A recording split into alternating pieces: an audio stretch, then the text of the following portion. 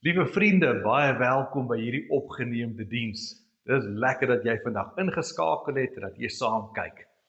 Mag jy ook beleef dat die Here 'n afspraak met jou het en vir jou 'n boodskap bring as jy na hierdie opname kyk.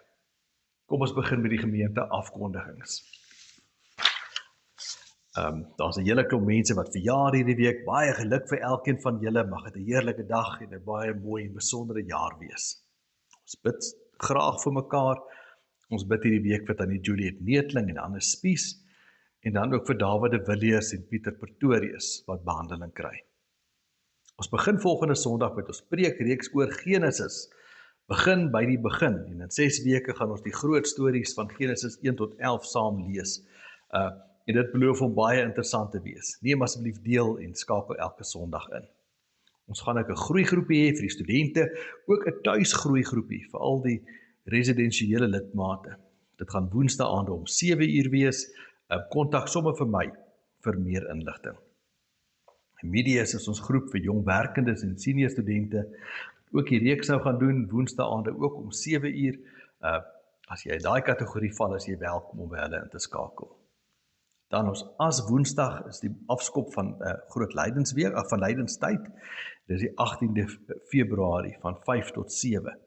En jy is welkom om enige tyd tussen 5 en 7 te kom inval en deel te neem aan die as woensdag diens hier by die kerk. In April maand het ons 'n Bybelskool wat Dominee Martin Slabbert hier van Philadelphia van ons aanbied oor Jesus en die rabbies.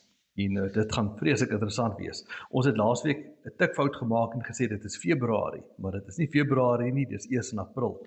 Maar teken hom solank aan in jou dagboek dat jy hom nie mis nie. Dan ten slotte baie dankie vir almal wat bydraes gee, dankoffers en tiendes. Aan die einde van hierdie diens gaan die kodes weer verskyn. En ons moedig jou aan om ook ons bediening op die manier te ondersteun. Dis al die afkondigings, kom ons word vir 'n oomblik stil. Liewe Here, baie dankie dat ons so saam kan kom op so 'n digitale manier. Dankie Here dat ons weet dat U teenwoordigheid alles behalwe virtueel is. Dat U werklik by ons is, dat U werklik na elkeen van ons kom, dat U waarlik met ons praat. Mag ons, as ons elkeen met die opname besig is, U stem hoor en 'n ware ontmoeting met U hê. As ons Bybel lees, Here, bid ons dat U vir ons dit sal ontsluit, dat U vir ons elkeen die boodskap sal bring, wat U vir ons bestem. Amen. Ons gaan vandag lees uit Matteus 17 en daarvan lees ons vers 1 tot 8. Kom ons lees saam. 6 dae later het Jesus vir Petrus en Jakobus en sy broer Johannes saamgeneem en hulle op 'n hoë berg gebring waar hulle alleen was. Daar het sy voorkoms voor hulle oë verander. Sy gesig het begin straal soos die son en sy klere het wit geword soos die lig. Skielik het Moses en Elia aan hulle verskyn en met Jesus gepraat. Toe sê Petrus vir Jesus: Here, dit is goed dat ons hier is. As U wil, sal ek hier 3 hutte bou, een vir U, een vir Moses en een vir Elia. Terwyl hy nog praat, het 'n helder ligte wolk skielik sy skaduwee oor hulle gegooi en 'n stem uit die wolk het gesê: Dit is my geliefde seun, oor wie ek my verheug. Luister na hom. Toe sy disippels dit hoor, het hulle baie bang geword en op die grond neergeval. Maar Jesus het hulle toe gekom, hulle aangeraak en gesê: Staan op en moenie bang wees nie. Toe hulle opkyk, het hulle niemand gesien nie, net Jesus alleen. Ons lees tot sover. Nou, liewe vriende, volgende Sondag is die laaste Sondag van Epifanie, voor lydenstyd dan met as Woensdag afskop. Tradisioneel is dit ook die Sondag van die transfigurasie, of die Sondag van die verheerliking op die berg. Omdat ons volgende week met ons preekreeks oor Genesis begin, het ek gedink moet ons die transfigurasie sommer 'n week vroeër vier, want dit is daarom 'n wonderlike storie. Maar hoewel die storie aangrypend is dit nogal moeilik om te verstaan. Die evangelies gee nie vir ons baie detail nie. Die gebeure is half stomp en ongemotiveerd, word nie verduidelik nie. Die hele gesig is 'n bietjie geheimsinnig. Nou in die Oosterse kerk het hulle die gebruik om hierdie storie aan die hand van 'n ikoon uit te lê.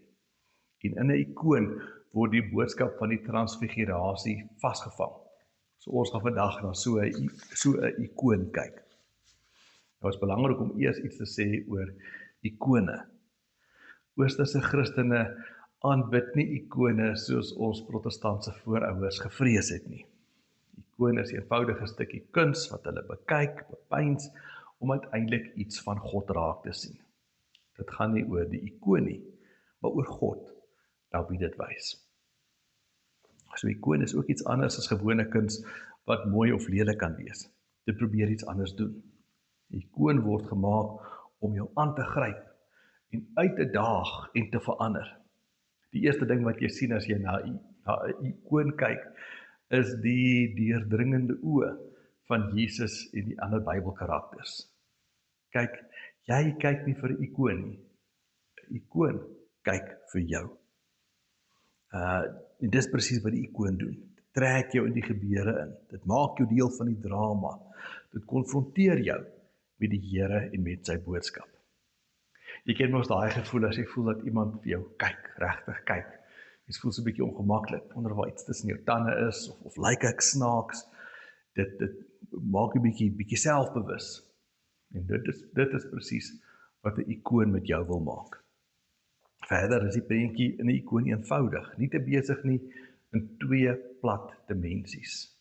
Ikone blink gewoonlik. Vroeger het kunstenaars die verf met eierwit gemeng om dit te laat opstaan en te laat uitstaan.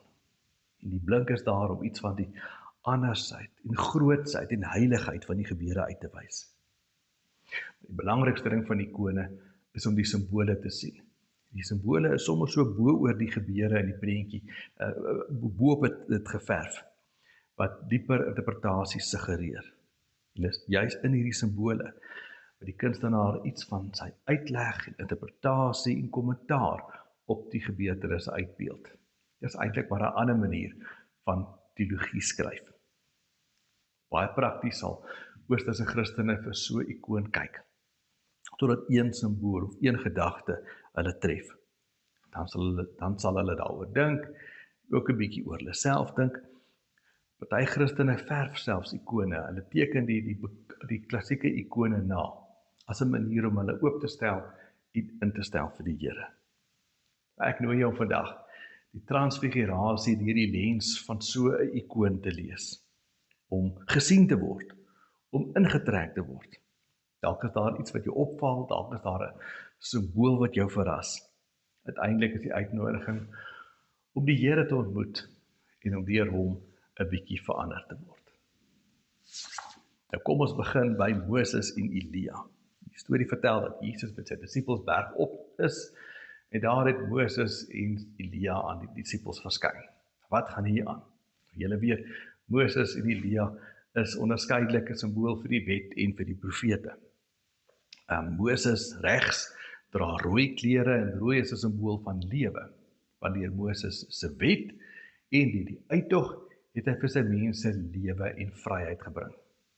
Reg oor hom staan Elia en Elia het weer groen aan. Hy is die grootste profeet en groen is 'n teken van wysheid. Maar daar's baie meer om te lees. Moses het volgens die tradisie ook Jesus se eerste koms voorspel. Dit haal mense uit Deuteronomium 18. Elia weer Jesus se tweede koms. Net hierna praat Jesus nou juist met sy disippels oor Elia en oor homself en oor wanneer wie nou kom. Verder is Moses hier so 'n jong man, want Moses het dood gegaan en so verteenwoordig hy al die mense wat reeds dood gegaan het.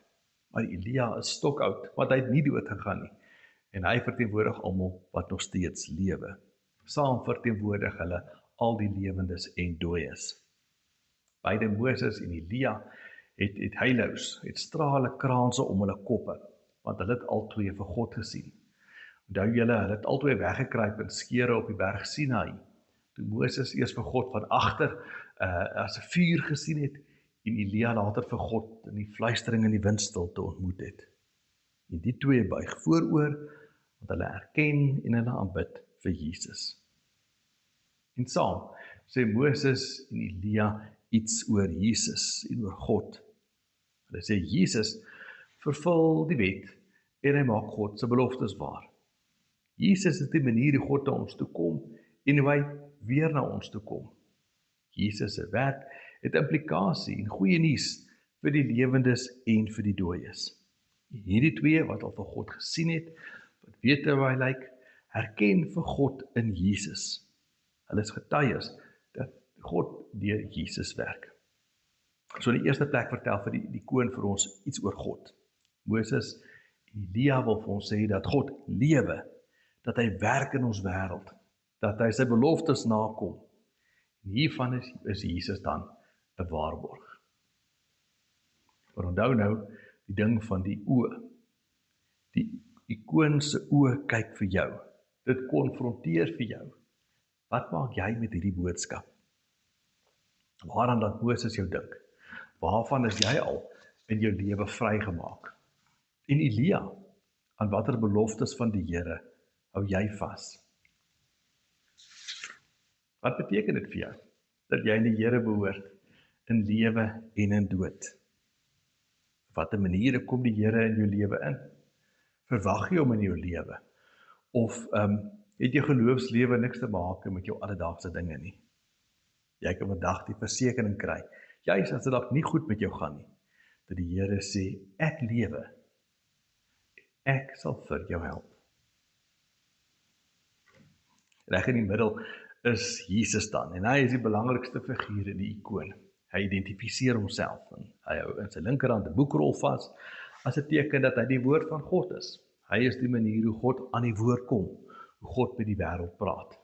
In sy regterhand maak hy die teken van 'n seun. Ek wil dit nou eers hierso op my eie hand regkry, ek kan op die skerm kyk.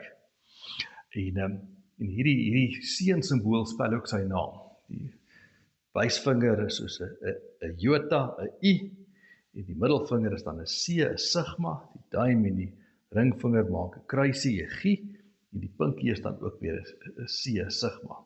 En saam is dit 'n afkorting in Grieks vir Jesus Christus.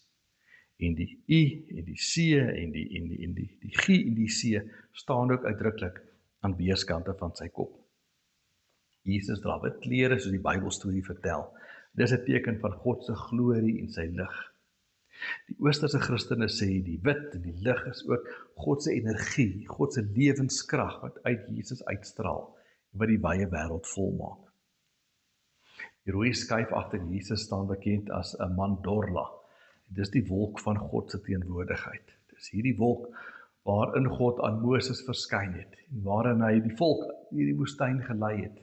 Dis met hierdie wolk wat hy eers in die tabernakel en later in die tempel ingetrek het. Dieselfde wolk waarin Jesus met die hemelvaart weggeneem is. Hierdie wolk is ligter aan die kant as in die middel, wat sê dat God is 'n misterie, maar daar's tog stukkies van God wat ons kan ontvang en kan raak sien en kan verstaan. Agter Jesus se kop is daar 3 vierkante wat 'n kruis vorm en wat wys natuurlik op Jesus se menswording, dood, opstanding en verheerliking. En op die kruis staan die 2 Griekse woorde ho, on, hy wat is. Dit bely Jesus se bestaan. Dit bely sy opstaan ook uit die dood. In die Bybelstorie maak Petrus dan die plan en hy vra of hy 3 hutte moet bou. Miskien wil Petrus 'n monument bou vir die geleentheid, of dalk wil hy met die hutte iets van God se teenwoordigheid vasvang. En dan antwoord die Here self. Hy sê dit is nie nodig nie. Jesus is sy tempel. Jesus is die blyplek van sy gees. In die tweede plek sê hierdie ikoon dan vir ons iets van Jesus. In Jesus is God by ons. Staan hy voor ons. In Jesus is God. Hy is. Jesus sê ook iets van die manier hoe hy God is. Die ikoon sê ook iets van die manier hoe Jesus God is. Dit vertel die storie van 'n kruis en van 'n opstanding. En dan is Jesus die woord. Die een deur wie God met ons praat, hoe hy ons antwoord en hoe hy vir ons seën en ons gebede hoor. So wat sê die oë vir jou? Wat beteken hierdie ikoon vir jou? Watter gedagtes laat dit deur jou kop draai? Sien jy vir Jesus in jou lewe? Of wonder jy soms of hy regtig daar is? En as jy vir Jesus sien, watter rol speel hy? Is hy die Messias, die Christus wat jou vrymaak, of beleef jy hom meer as die opgestane Here wat vir jou 'n nuwe lewe, nuwe moontlikhede beloof? Dalk is hy die een wat is, wat teenwoordig is, dalk juis as jy deur 'n moeilike tyd gaan. Hoe lyk jou verhouding met hom? Waaroor praat die Here op die oomblik met jou? Waaroor praat jy met hom? Watter mense wil jy voor hom bring? Dis 'n wonderlike uitnodiging dat ons gewone mense met die Here kan praat. Sommige oor alles, gewone dinge, dat hy terugpraat en dat hy vir ons antwoord. Heel aan die onderkant is die disippels en die kontras is groot. Waar alles aan die bokant mooi op 'n plek is, val die disippels hier onder rond, soos hulle oorweldig word deur die verstommende gebeure. Petrus is links onder, hy maak reg om te praat, seker oor sy hutteplan. Aan die regterkant is Jakobus, hy val kop onderste bo. En Johannes hier in die middel probeer te gelyk sy kop toehou en hoe keer dat sy kop nie teen die grond stamp nie. As jy mooi kyk, sal jy sien Johannes se voet val ook uit sy sandaal uit. Dalk omdat hy soos Moses besef dat hy op heilige grond is, dat hier iets groter gebeur. 'n Party van die transfigurasie-ikone skyn die lig uit Jesus en raak dit die koppe van elkeen van die disippels aan. Die prent vertel nie net van Jesus wat verheerlik word nie, maar ook van die disippels wat in die proses verander word. Die Grieke sê die disippels is eintlik 'n simbool vir ons almal. En hulle verandering, letterlik, in Grieks, hulle metamorfose, beloof dat ons almal kan word wat ons eintlik is. Soos 'n wurm verander na 'n skoenlapper, word ons bedoel om ook verheerlik te word. In die Oosterse kerk noem hulle dit die Josis, Godwording. Ons moet meer word soos God. Natuurlik kan ons nie God word nie, daar's net een God, maar die lig van God kan ook in ons kom tent opslaan. Daarom moet ons sandale uitskop, moet ons nader aan God beweeg, daai dinge los wat ons miskien van hom weghou. Dalk moet ons meer as ons sandale uitskop, dalk bietjie kleiner word, dalk iets van onsself en ons eie ego en ons eie ambisie verloor, afdaal, ons kruis opneem en doodgaan, sodat ons soos hy verheerlik kan word. So praat die ikoon, liewe vriende, ten slotte oor my en oor jou. Dis eerlik oor ons onderste bo wêreld, maar opgewonde oor ons toekoms. Wat sê die oë in die ikoon vir jou? Hoe laat dit jou voel? Wat is onderste bo en deur mekaar in jou lewe? Wat is die sandale wat jy moet uitskop? Die dinge wat jy maar moet van ontslaa raak? Vir watter verandering bid jy? Op watter maniere dink jy kan God se lig en God se heerlikheid deur jou straal? Die Here beloof dat jy saam met hom sal opstaan, sal oorleef en sal blom. Nou as jy 'n bietjie op Google gaan soek, sal jy sien daar's baie weergawe van hierdie ikoon. En elkeen van hulle is 'n bietjie anders. Party het meer kleure, party het effens ander simbole, party illustreer die drie eenheid 'n bietjie meer, ander maak weer meer van die strale wat elkeen aanraak. Maar almal is 'n interpretasie van hierdie wonderlike gebeure. In Genesis 16 lees ons die storie van Hagar die slavin, dat sy vir God die mooiste naam in die hele Bybel gee. Sy noem God El Lagai Roi. Sy sê ek het hom gesien wat lewe en wat my gesien het. Mag jy ook in die tyd van die verheerliking, die transfigurasie, beleef dat God lewe en jou dinge raak sien. Amen. Kom ons bid saam. Liewe Here, baie dankie dat ons hierdie vreemde verhaal van die transfigurasie weer kan oordink. Daar's baie dinge wat ons nie verstaan nie, so 'n visioen gaan eintlik ons verstand te bowe. Bedankie vir die goeie nuus, Here, dat U lewe, dat U ons sien, dat U in ons wêreld en in ons lewens aan die werk is. Mag ons in hierdie tyd U sien, Here, en vanuit dit lewe. Mag U vir ons vrymaak. Mag U ons vrymaak ook van dinge wat ons weghou van U. Help ons om U stem baie duidelik te hoor. Amen. Liewe vriende, ek nooi jou om saam met my die pragtige stukkie musiek te luister wat opgeneem is, Grote God aan U die eer, wat in 'n neutedop hierdie belydenis saamvat. Kom ons luister na die mooi stukkie musiek.